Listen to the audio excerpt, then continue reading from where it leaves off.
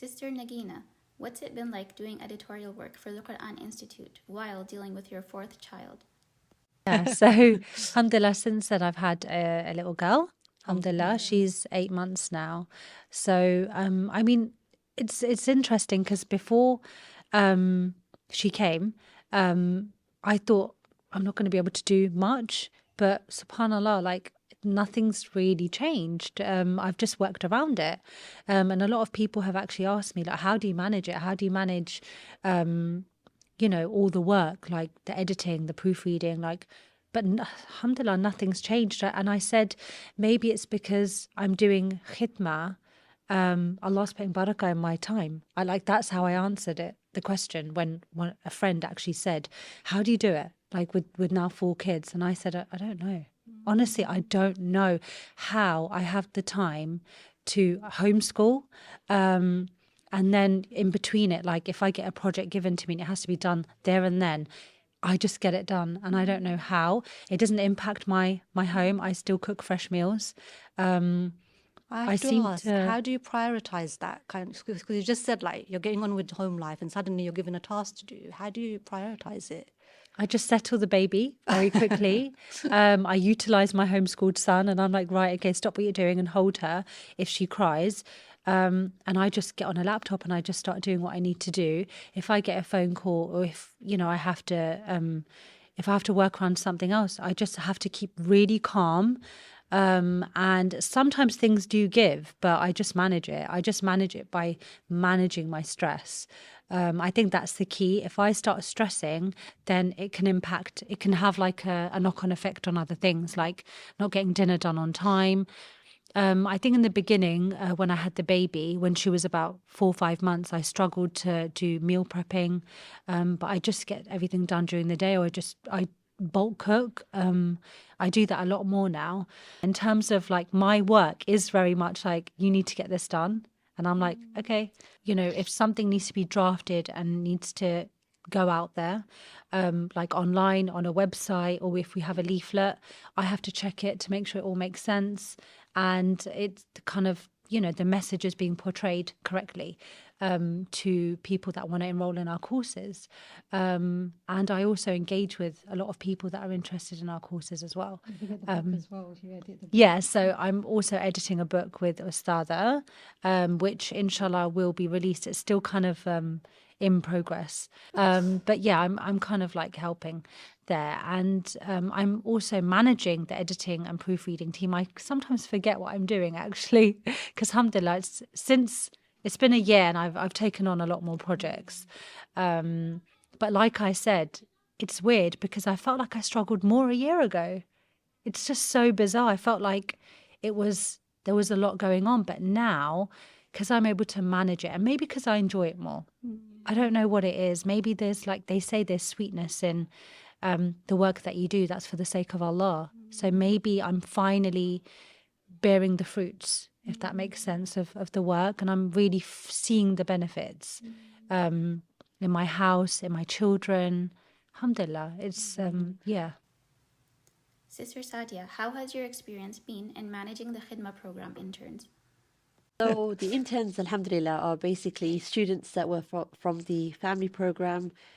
So in terms of the actual internship, and again, Ustad can correct me if I'm incorrect, but normally what happens is that you study the family program with the Quran Institute, and after the family program, which is the flagship course, you can then apply for the internship, which is where you give back to the community. That is the Khidma program. So the majority of them are previous students of the family program. Alhamdulillah. Alhamdulillah, it's been a very, very big eye opener. I mean, this is like my first time like within this kind of sphere managing a large group of people. Alhamdulillah, it's been a big eye opener in the sense that you think you're going in with a call, for instance, to check in on my dear fellow brothers and sisters to see how they're doing, if there's any support that I can provide. But underneath all of this, there's another layer. And when people maybe offload to you or they have certain stresses in their own personal lives, I think that has been a big eye-opener for myself. So alhamdulillah, like I've learned quite a lot. And in line with that as well, I think the counseling course that we're currently all studying, alhamdulillah, is a big game changer. Is a very big game changer because it's really helping me already. Although we're in week 6, I believe, was it 5? A group, of people with different kind of backgrounds, with different skill sets, with different life experiences. I don't want to use this word, but different traumas even as well. So alhamdulillah, and just going back on the back of what Sister Nagina was saying as well, is that, when you're giving back to the community, it can be in different ways. It can be in various different ways. So for instance, Sister Nagina is doing the proofreading, managing a team, whereas for me, it's looking after the interns, making sure that they're okay.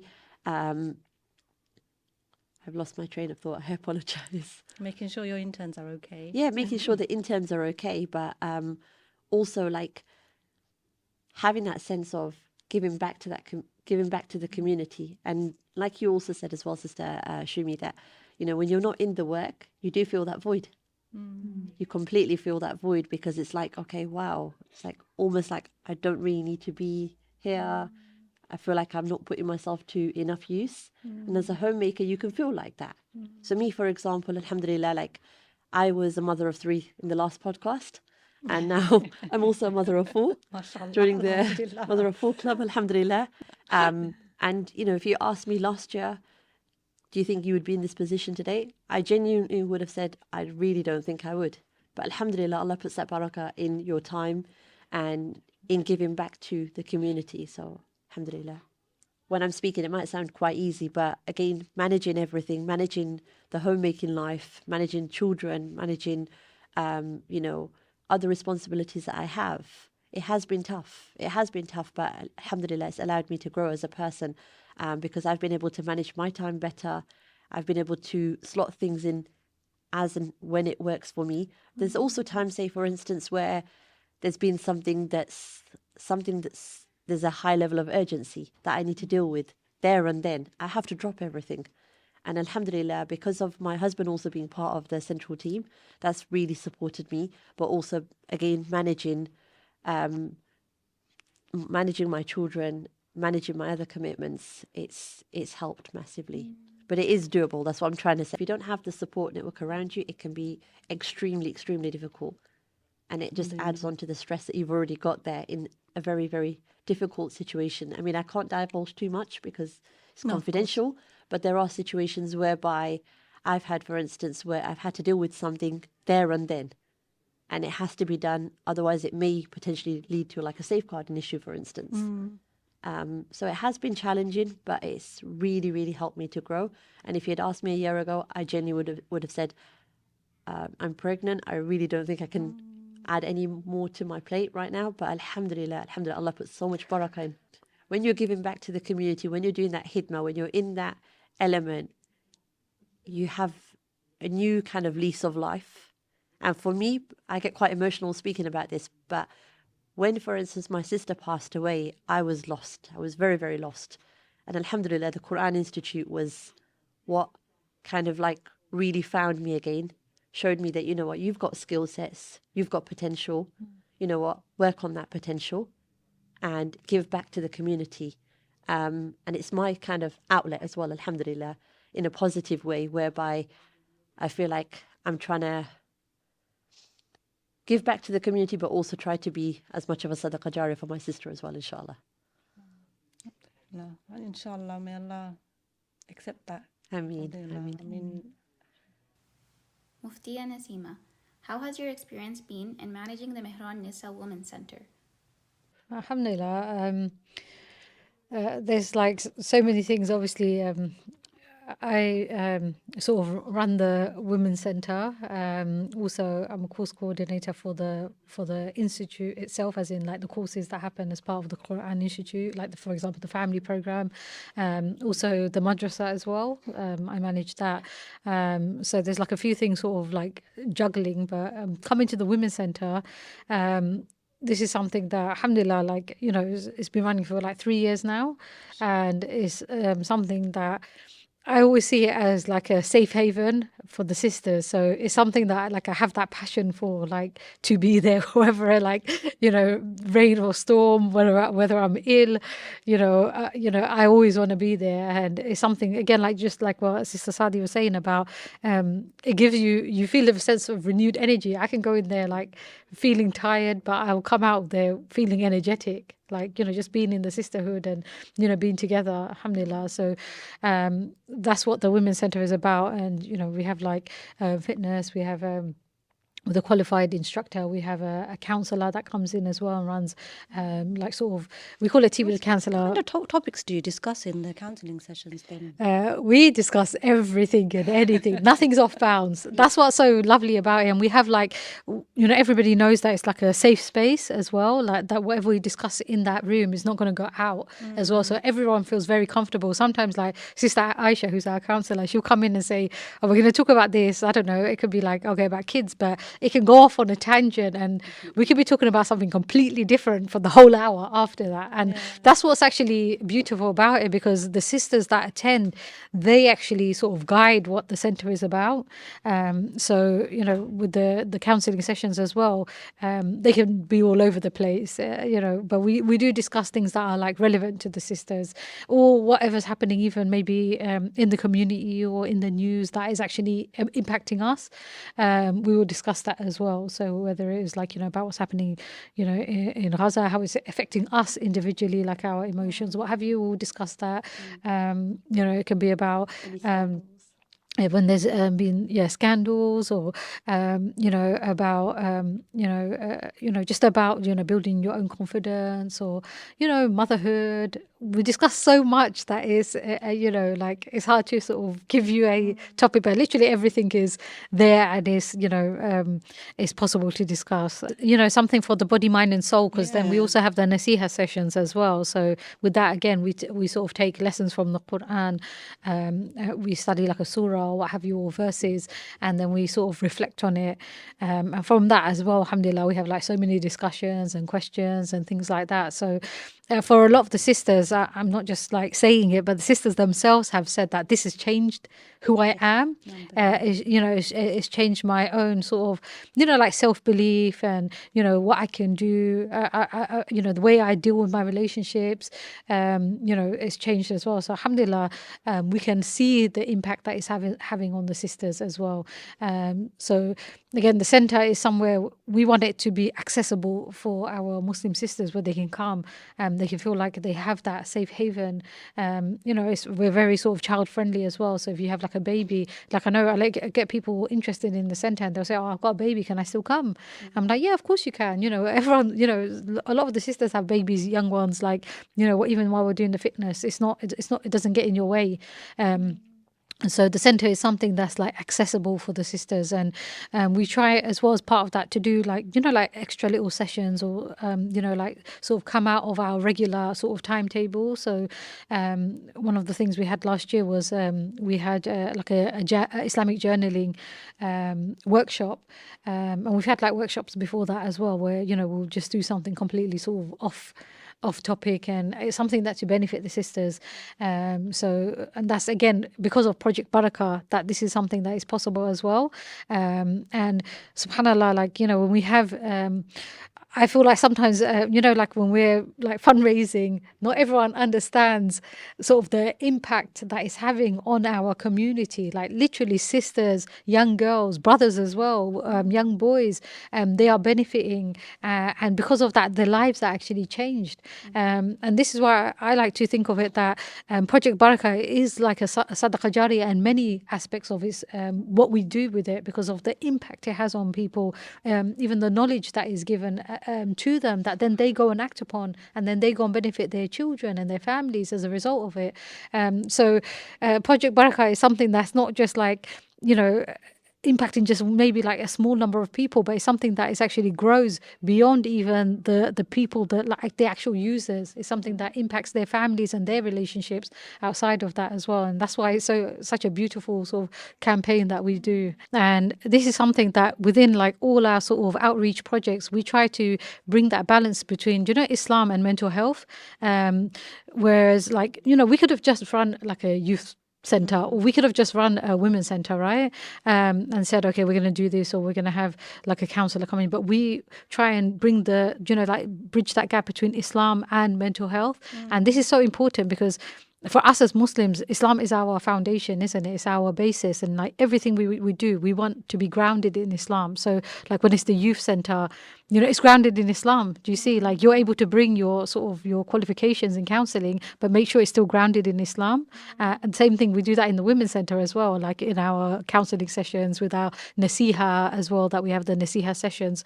Even with the fitness, again, it's about, okay, why do we want to keep fit? Do you see? Because as Muslims, Allah, Deen tells us that we have to do that, look after our bodies. It's an amana. Do you see? So sort of bridging that gap. Whereas, in our times now, unfortunately, with the sort of secularism and liberalism that has taken over all of society, these things have been separated. Your mental health is separate, is in one compartment. Your Islam is in another. Your fitness is in another. But for us as Muslims, we don't believe that, right? We believe that it's all one. Yeah, that Allah has given us all of these aspects, the body, mind, and soul, as part of us as a single person. And I think that's something that, as part of the Quran Institute and all the sister organizations, we try and address that. Sister Nagina, how are you finding Al-Madad's counseling course with Ustad Abdullah? It's refreshing because I didn't realize there was this world out there we all know that there's an issue right now with feminism and individualism and liberalism and all these other isms. So being able to address those issues through Islam, like I feel like I'm able to connect the dots now. I think before I felt like I'm just trying to put it in a nutshell, like, because it's obviously week 6. I think for me it's kind of getting to grasps with how counselling like you speak to a lot of people that have counselling, right? But then I now question to them, but what kind of counselling? What kind of help are you getting? Because I think what Sheikh Abdullah Hassan has made us realise is that this is all secular. It's all coming from a secular point of view. And that's really problematic. But we are swimming in it. We are around it so much. We are so absorbed by it. But I didn't realise until I started the course. I think on week 2, it just smacked me in the face. I was like, oh my God. I didn't even realise that my mentality is pretty secular until he really broke it down. And it's just, we're only on week 6 and I can't imagine what else we're going to unpack. But honestly, it's just really changed my mindset on, people that are seeking counselling now. What kind of counselling is it? You need to really think, because if you're going out for marriage counselling, what are they advising you? Because if you're getting secular counselling, how it's a contradiction, because we're Muslims, and are they going to be addressing the issues that are in line with our deen? And, like, for example, they might see it as control when your husband's like, I would really appreciate it if you cooked me dinner maybe 3 times a week. Like, from a secular point of view, that would be like, he's not allowed to tell you to do that. It's your choice. This is what I mean about the counselling course is just an eye-opener. It's just helping me deal with the community better. That's why, Ustad, obviously, Moino is pushing us all to just get every year, like, there needs to be progression. That, what's the next year going to hold for me? I don't know. I'm hoping, inshallah, I'll qualify with my counselling course, but I am excited to know, okay, what is the following year got? Muftiya Nasima, how do we balance being a Muslimah, wife, mother, and the da'wah? All of it has to come back to Allah subhanahu wa ta'ala as the center of our lives, isn't it? We're not just a mother, we're not just a daughter, we're not just a sister. First and foremost, we're servants of Allah, which means that in all our relationships, Allah subhanahu wa ta'ala is going to be the center of that, and He's going to be our guiding light in how to manage these relationships. So we know that as Muslim women, yes, we have certain things that Allah subhanahu wa ta'ala has given us as priority. So if you're married, that means your husband and your children have rights over you, isn't it? If you have parents, you know, and you're blessed to have parents that are still in the dunya, they have rights over you. Do you see? And these are like our sort of big, major sort of spheres, shall I say, of obligations, right? Sorry. So we know that Allah subhanahu wa ta'ala has given us certain things that we have to prioritize. But it doesn't mean that you can't do nothing else. Yeah. As Muslims, we are still part of an ummah. We're still part of a community, and our ummah has a right over us. That's not. It doesn't disappear just because you're a mother or a wife, or you know you have parents to take care of. Or do you see? You still have these other responsibilities. So I think what it comes down to is prioritization and time management. That yes, you have children, yes, you have a family, yes, you have things that you're doing. You might be someone who's working as well. Yeah, but it means how do you prioritize?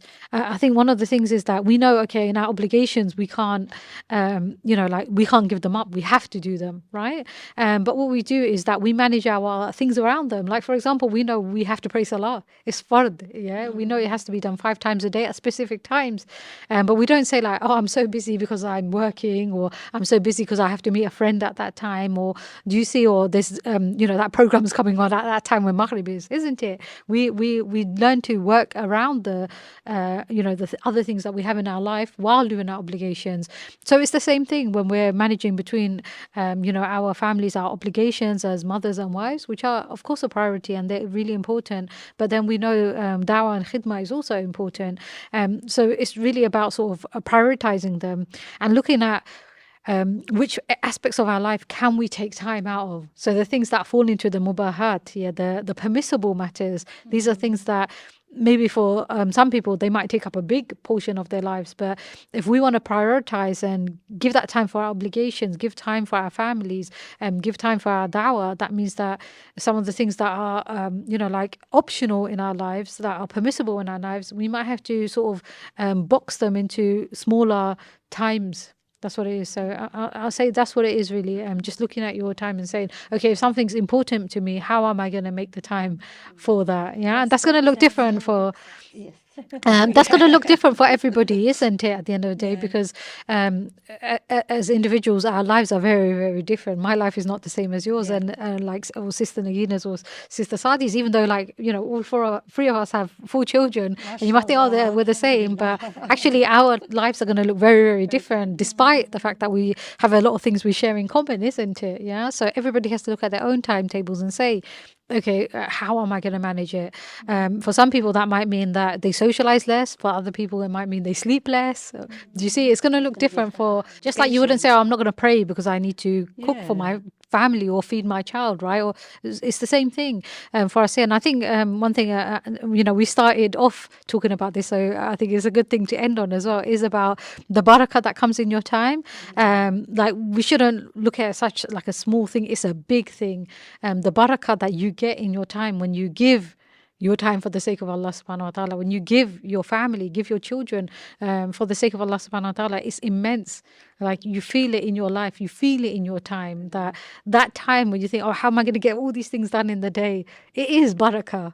Yeah, and this is why, coming back to Project Barakah as well, because of Ramadan, it is about the barakah that we all feel the barakah in our time and in different ways. We feel the barakah in our families, we feel the barakah in our wealth, and we feel the barakah in everything that we do because we are giving that time for the sake of Allah subhanahu wa ta'ala. So, yes, time is so short. Like, no one has time. Everybody's busy, whether you've got 1 child, 2 children, 3 children, 4 children, or no children, everybody's busy. Life is busy, but what is missing from some and not others is the barakah. Do you see? And that's what can make time feel more wider than the actual, that little small time, pockets of time that we have. So I would say that being involved in this khidmah, even doing your obligations, you feel that barakah that comes with it when you have that trust as well, that I'm doing this for the sake of Allah, and Allah is going to make that time for me. Allah is going to give me that time to give time to my husband, give time to my children, give time to my parents, because I'm doing it for His sake, and Allah gives that time, inshallah. How are you finding the Islamic counseling course with Al Madad? You know what? Alhamdulillah, I'm loving it. I'm a student of knowledge. Alhamdulillah, that's my thing. I'm not gonna lie. There were times maybe I felt a bit itchy, like I should be like doing something, but I've made this course for myself to actually develop, and I've wanted to take the step back and say I just want to be a student on this course and learn, because there's so much that we have to learn, and I'm really enjoying the fact that I'm a student on this course and I don't have the responsibilities of like course coordination or developing a module or anything like that. So alhamdulillah, like I think my husband even asked, "Oh, do you want to do a module as part of the Islamic counseling?" I was like, "No, I just want to enjoy the process of learning and being a student." So alhamdulillah, I'm really loving it, and I'm learning a lot, and at the same time a lot of it is also sort of, alhamdulillah, this is gonna, I think in all my relationships, this course is gonna make a difference, because obviously, like we're people that are like constantly sort of working with the community, in whether it's the women's center, whether it's the pastoral care that I do at the Al Madad, or even just on social media, because you forget sometimes people just come to you for advice as well, and like human behavior, right? So understanding that from the Islamic psychology perspective, I'm really looking forward to learning more, and even what we've learned so far, alhamdulillah, has been fantastic, and really sort of implementing it first in myself, and then in all the other things I do and all the other relationships as well. I'm really looking forward to it. Sister Nagina, what do you have planned going forward? So there's so much I'm doing. I'm really trying to be concise about it. I'm studying Arabic at the moment, twice a week. So really getting better with the Arabic. With the Arabic, hopefully teach it, because my background is English. So it's a big goal, and I've just thrown it out there, and I can't believe I have just said that. But I think with my background in English, I would probably be best suited to teaching Arabic, and maybe just do a project on it or something. I don't know. There's so many ideas swimming in my head. I'd have to speak to my mentors about it. I'm sure they'll come up with an idea, and like I did the mindful journaling workshop, I never ever thought I would be able to do that. Like, I had such self-esteem issues, maybe because I was bogged down with the kids, and just I can't do that because it had been such a while. Sometimes I just feel I can't do it. Like right now, I've thrown the idea out, but I just need to. I need that encouragement. I think I need support. I need a support system. And I think this is what's missing in our society. And with a lot of sisters, they don't end up doing anything because they think, I'm a mum now. Why am I going to go do that? It's like, but you can. Are you just is it just about the kids? Because let's be honest, before I was a student at the Quran Institute and before I even got involved, I was just a mum. But it's not enough. It's not enough because now we're kind of bouncing off each other. Now I'm helping the children and the children are helping me, and I'm doing a better job in taking care of them, and we're just bouncing off one another. So the reason why I need my mentors. Sister Sadia, what do you have planned going forward? So for myself, like Sister Nagina, I am also studying Arabic twice a week. I forgot to mention I have just taken on a role of a teacher at the madrasa as well. MashaAllah. So it's like, I think week 4, week 5 now, alhamdulillah. So I'm really enjoying that. So inshallah, continuing to pursue the Arabic so that I can get better in my my role as a teacher in teaching the QA2 children. And then also completing the Islamic Psychology and Counseling course to help Al Madad. And also for more of a personal reason as well, to better my relationships around me. Because with the counseling course, what I've realized is that, subhanAllah, like before I even did the counseling course, it was a big eye-opener for me that, mental health is in every single sphere. Whether it's your parents, whether it's your siblings, whether it's, friends, whether it's social media, whether it's you just having a conversation on the bus. SubhanAllah, you'd never think that someone would offload to you on the bus. Someone that's never seen you, doesn't really know you, but they've literally within say a 10-minute journey, for instance, they've given you so much to think about. So inshallah, I'm really looking forward to completing the counselling course and to giving back to the community further, inshallah, through that. And then long term, it will inshallah be Alamiyah, but that will be long term, inshallah. But just one message that I want to give out to all the viewers, inshallah, is that it definitely is possible. What we're doing, all of you guys can, inshallah, step up the game and be part of this work as well. You just have to believe in yourself. And like Sister Nagina mentioned, the mentors, Ustad, have given me a new lease of life and have given me that support system whereby, even when I've doubted myself and said, no, I really don't have that potential, they've really, really helped to encourage me. They've really encouraged me and given me that support that I needed to take that, that next step. So alhamdulillah, children really adjust to it. For my children, their Saturdays, if they're not here in the Quran Institute, they feel that void. So it's a blessing, alhamdulillah. It's beautiful to see that the whole family come together for Allah's sake. Muftiya Nasima, when do we stop learning? Learning is something that's a lifelong sort of journey. You don't sometimes people say like, oh, I'm just going to learn Arabic and they want to give like 1 year to it. It's not something you can give like 1 year. Your learning of the deen, your Islamic learning, the Arabic tajweed, Islamic studies is something that's lifelong. Do you see? And it's going to be something that you learn and relearn again. There's so many things I forget and then I learn it again and I forget and I learn it again. And it's something that continues. And there's things that you find you're learning new as well, like throughout your life. And alhamdulillah, it's a blessing to be able to do that. So alhamdulillah. Sister Nagina, what's the secret to youth in your opinion? Everyone asks for the secret to like youth. Honestly, being a student keeps you youthful. I'm not even joking. It's not the creams, it's being a student, and especially a student of knowledge. Alhamdulillah, it just keeps your mind so fresh and so it keeps you very youthful. So gaining knowledge is the secret to youth, guys. Just, that's the secret. That's the secret sauce. Alhamdulillah. Yeah, and it's actually been scientifically proven as well that as long as you're keeping your brain active, it's actually stopping your brain cells from dying. It's something naturally that we're going to go through. So alhamdulillah, there's so many blessings. Too. Because when you're studying, like on a Tuesday at 7:00, I know I have to be organised. My whole week depends on it. Because I'm studying Arabic, because I'm doing the counselling course, I need to be organised. So it's actually encouraged me to like run a house better. Things are cleaner. Alhamdulillah, it's just like positive reinforcement of like being organised and having a schedule and just, it's like a profession. I feel like I'm a professional within my home, within the remit of my home and an organisation. I do feel like a professional now. SubhanAllah, I'm not working for somebody in a building. So alhamdulillah.